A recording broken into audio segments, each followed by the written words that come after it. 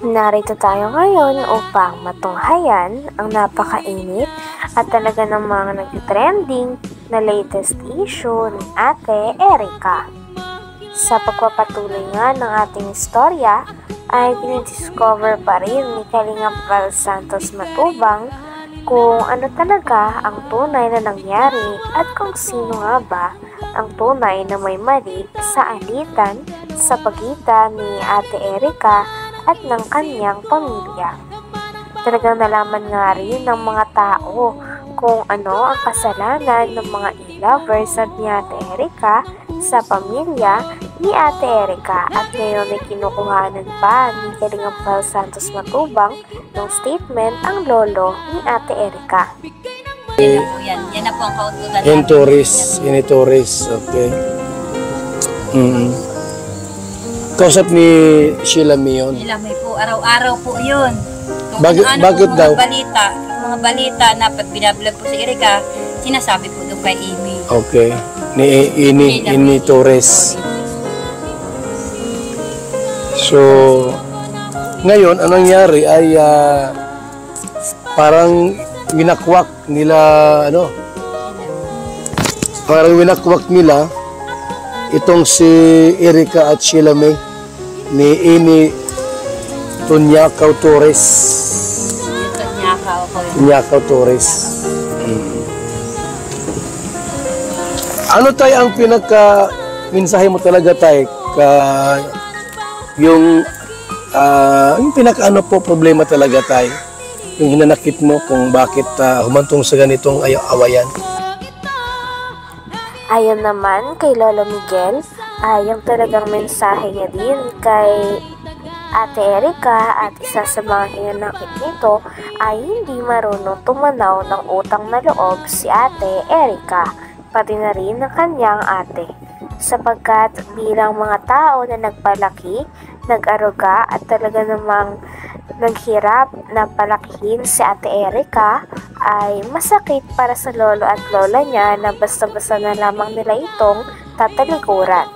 Na-hospital nga ang lola ni Ate Erica, ngunit masakit pa dito ay hindi man lamang nila ito pinuntahan o dinalaw. Talagang nagpapakita din ito na wala ng pake si Ate Erica at si Sheila May na kanyang ate sa pamilya na talaga namang nag-aruga at nagpalaki nung sila ay bata pa. Sa amin yan. So parang parang pinalimutan kayo nila Sheila May, nila Erica, parang pinalimutan kayo. Yun ang hinanakit mo doon. Sana man lamang tumanaw ng utang na loob. Ang lula niya nasa ospital, di man lang damayan. Nasa ospital, nasa kasayahan sila, nasa paliguan. Kung sino-sinong kaakit. Yung lula niya, hindi ba kayo bibigyan ng pera? Hindi nila Sheila May? Wala po. Erica? Wala po. Kailan kayo huli binigyan ng pera? Nung nakabablog pa kami kay Ram. Ay, kay Kalingap Rab, yung binablog pa kayo. Yung mismo galing sa kanila. Na galing sa nila Erica, nila Sheila May, galing kay John A. Ay, wala po akong binigyan. Wala kayong binigyan? Naibigyan lang sa akin pera. Pag ibinili ko talaga ng sangkap ng bahay nila at inutusan ako nila. Hindi mo naman sa iyo yun? Hindi sa akin. Hindi sa iyo. Hindi sa akin. So wala talagang binigay sa inyo? Wala naman. Ngayon, bakit po kumantong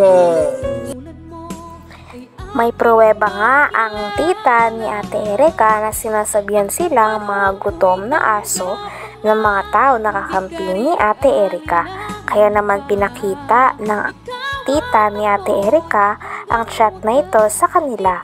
Dahil dito ay mas lalo pa nga nagagalit si Lolo Miguel kay Ate Erica, pati na rin sa kanyang ate at sa mga tao na kumakampi pa dito. Dahil sila na nga daw ang iniwan at talagang hindi nirespeto dahil umalis daw ang dalawa sa bahay nila nang walang paalam at hindi na nga sila binibisita pagkatapos nilang palakihin ng mga ito at paaralin.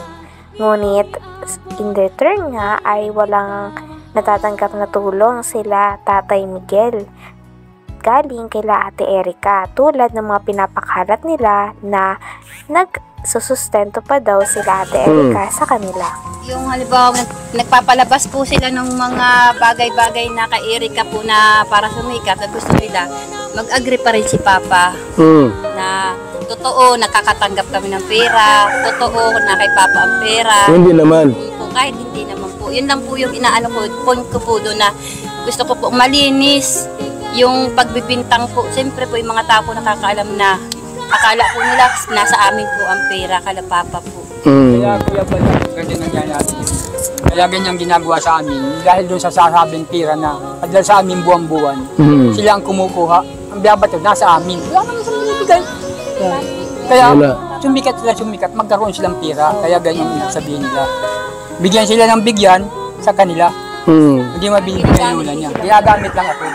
Ginagamit ko yung mag-asawa. Si ano ang stand with Jun A? Okay naman sa kanila? Okay naman sa Pinaparatangan din si Lolo Miguel na siya daw ang kumukuha ng pera dahil siya daw ang inuutusan o pinapakausapan na bumili ng mga gamit sa loob ng bahay na pinagawa ni Sir Jun A para kay Ate Erica sa kanyang pamilya. Ngunit kiit naman ni Lolo Miguel ay wala naman daw napupunta sa kanya sapagkat pinapabili lang daw siya. At kapag pinabili daw siya ng gamit ay binibili niya naman daw talaga ng walang labis at walang kulang. Talagang ang source ng pera ay nanggagaling kay Sheila May na Ate Erica. Dahil sa kanya daw nagpapadala at siya ang kumakausap kay Sir Jun A. Sabi pa nga ni Kalingap Val Santos Matubang ay may tuturing talaga na parang buhay prinsesa si Sheila May dahil stand with Jun A. nagautos ito. Okay naman sa kanila, okay naman sa kanya na kahit tumulong siya kay Erica, kina Sheila May, tapos kayo, ano problema? Okay lang kay Jun A yun? Anong wala sa kanya? At nag-uurosap naman po sila. Kwarto ko, naalis sila, napunta doon sa bomba. Kasi nag-uusap matagal, di ba? Nakikialam. Kala ko kung ano lang ang pinag-uusapan nila. Sa telepono. Sa cellphone. Buti may signal dito. Meron kami May wifi dito. So wala pa itong bahay, dito sila nag-i-stay, nakatira. nag-kiss ko, hindi sila. Sino naglagay ng wifi sa inyo? Ikaw nagpa-wifi ka? Okay, so ngayon, paano itong si N. Torres nakapasok sa kwentong ito? Si Amy Torres, pang ano ko po dyan, bago nagbablog po si Kalingap, bago po lumalakas ang Erica, kausap na po yun ni Sheila May, wala pa po yun eh. Sino? Grabe at talagang napakalala na nga at napakadami nang nagaganap sa latest issue ni Ate Erica. Napakaraming tao na rin ang nababanggit at nadadawit sa issue na ito. Kaya naman tinatry pa rin ni Kalingap Val Santos Matubang na malaman kung sino talaga ang may mali at nais niya nga rin na magkaroon ng pagkakataon kung saan magkakabati si Lolo Miguel at si Ate Erica. Dahil para sa kanya, ang isang pamilya na nag-aruga sa dalawang bata nito ay mahalaga patin at dapat kilalanin nila.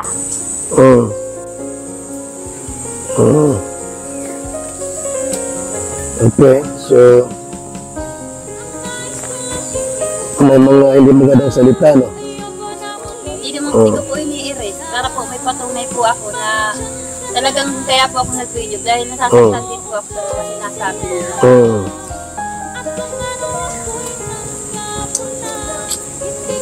Okay.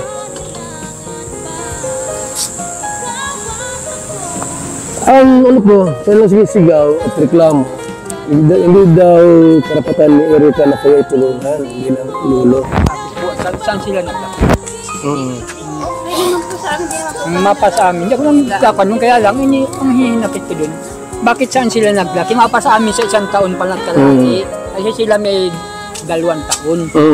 O saan, pinaaral ko. O, ay yung nanay niya nagkapasarap sa Maynila. Yun. O, nasa amin yan. So parang ano tayo, parang Hanggang dito na lamang muna ang ating napakainit, nagtitrending at talaga namang mas nakakaintriga na issue ni Ate Erica. Maraming salamat sa inyong panonood. Hanggang sa muli. Bye!